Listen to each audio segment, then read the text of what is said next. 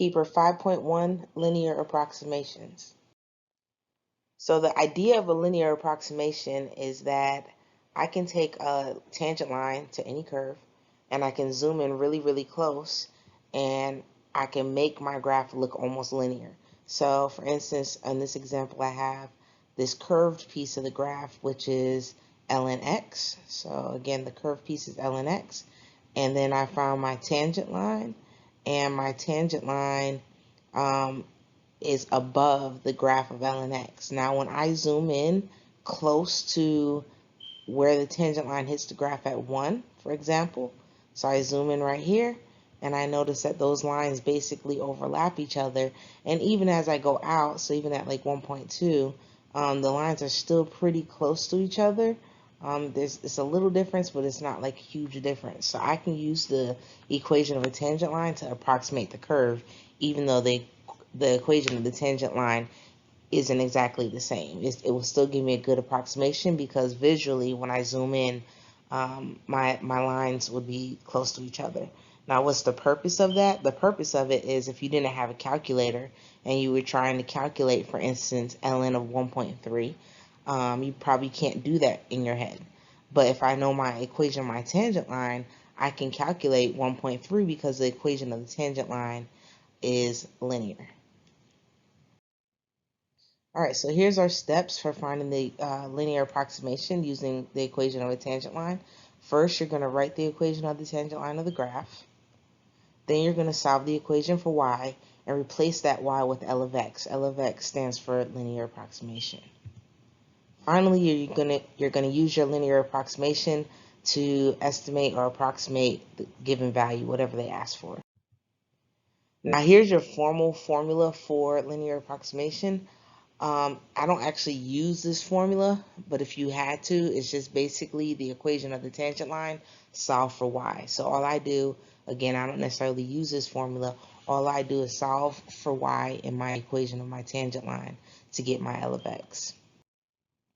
All right, so here's our example. It says write the equation of the line tangent to the graph of f of x equals ln x at x equals 1. So I'm going to start by finding the derivative. So the derivative of ln x, we should all know by now, is 1 over x. Next, I'm going to find that derivative at 1. So f prime of 1 equals 1 over 1, which is 1. Now I need to find the y value at 1, so I'm going to do f of 1. And f of 1 is ln 1, which is 0. And then I can put that into my point slope form. Part B says solve the equation for part A for y and then replace y with L of x. Well, this one's actually pretty easy because our equation from part A was y minus 0.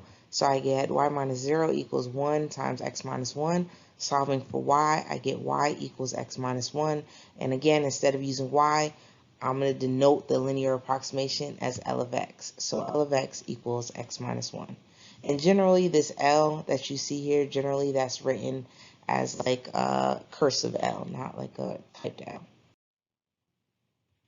All right, part C says use that approximation that we found in part B to approximate f of 0.95. So I'm going to take my approximation. So again, remember our approximation was x minus 1. And I'm going to plug 0.95 in there. So L of 0.95 is 0.95 minus 1, which is negative 0.05. In other words, ln of 0.95 approximately equals negative 0.05. Part D says use the linear approximation to approximate 1.2. So again, I'm going to do the same thing. I'm going to plug in 1.2 into my formula. And so again, my formula is L of x equals x minus 1. Plugging in 1.2, I get 1.2 minus 1, or L of 1.2 is 0.2. Therefore, f of 1.2 approximately equals, or ln of 1.2 approximately equals 0.2. Now, please understand, I can do this to approximate any number, but since I used 1 in the initial question, since we were using x equals 1, that was the initial x value they gave us, I only want to choose values that are close to 1. Like, I wouldn't want to choose 2. All right, 2 would be too far away from 1, and the equation of my tangent line would not give me a close enough approximation to the answer. All right, part D says, well, let's compare it. Let's look at the real answer for 1.2 and compare it to our approximation. So remember from part D, we found that f of 1.2 was ln of 1.2, which we found to approximately equal 0.2.